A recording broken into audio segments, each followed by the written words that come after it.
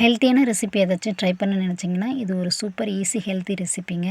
டயட்டில் இருக்கிறவங்க மட்டும் இல்லாமல் நார்மலாக ஈவினிங் ஸ்நாக்ஸாக கூட நீங்கள் பிள்ளைங்களுக்கு பண்ணி கொடுக்கலாம். சூப்பராக என்ஜாய் பண்ணி சாப்பிடுவாங்க. இதை எப்படி செய்யலான்றதை வாங்க பார்க்கலாம். ஃபஸ்ட்டு மிக்ஸி ஜாரில் முளைக்கட்டின பாசிப்பருப்பு அப்புறம் காராமணி இது ரெண்டுத்தையும் சேர்த்துக்கிட்டேன். இதை பல்ஸ் மோடில் ஃபஸ்ட்டு விட்டு எடுத்துக்கோங்க. இது கூட உங்கள்கிட்ட என்னென்ன காய்கறி இருக்கோ அதெல்லாம் சேர்த்துக்கோங்க. என்கிட்ட கோஸ், பீட்ரூட், கேரட் இது மட்டும் இருந்துச்சு. இதை கொஞ்சம் கொஞ்சம் சேர்த்துக்கிட்டேன்.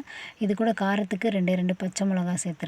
அப்புறம் வெங்காயம், சோம்பு, அப்புறம் இது கூட மஞ்சள் தூள் ஒரு 1/4 டீஸ்பூன், காரத்தூள் ஒரு 1/4 டீஸ்பூன், பைண்டிங் ஏஜென்ட்டுக்காக கடலை மாவு 1 டேபிள் ஸ்பூன் அளவுக்கு சேர்த்துக்கோங்க. அப்புறம் சால்ட் தேவையான அளவுக்கு சேர்த்து இதை பல்ஸ் மோடில் விட்டு எடுத்துக்கோங்க. மைய அரைக்கக்கூடாது. இதை நம்ம இப்போ பவுலுக்கு ட்ரான்ஸ்ஃபர் பண்ணிக்கலாம். இதை சின்ன சின்ன உருண்டைகளாக உருட்டி எடுத்து இதை கட்லெட் மாதிரி தட்டி எடுத்து தோசைக்கல்லில் ஷாலோ ஃப்ரை பண்ணி எடுத்துக்கோங்க. இது ஒரு சூப்பரான ஈவினிங் ஸ்நாக்ஸுங்க. கண்டிப்பாக நீங்கள் ட்ரை பண்ணி சாப்பிடுங்க. செம்ம டேஸ்டியாக இருக்கும். இதில் ஹை ப்ரோட்டீன், ஃபைபர் எல்லாமே மிக்சிங்கில் இருக்குது. வெயிட் லாஸ் பண்ணுறவங்க சூப்பராக வெயிட் லாஸ் பண்ணலாம். காய்கறி சாப்பிடாதவங்களுக்கு இந்த மாதிரி நீங்கள் பண்ணி கொடுங்க. சூப்பராக என்ஜாய் பண்ணி சாப்பிடுவாங்க. காய்கறியோட எஃபெக்டே இதில் இருக்காது. ரொம்ப டேஸ்டியாக இருக்கும்.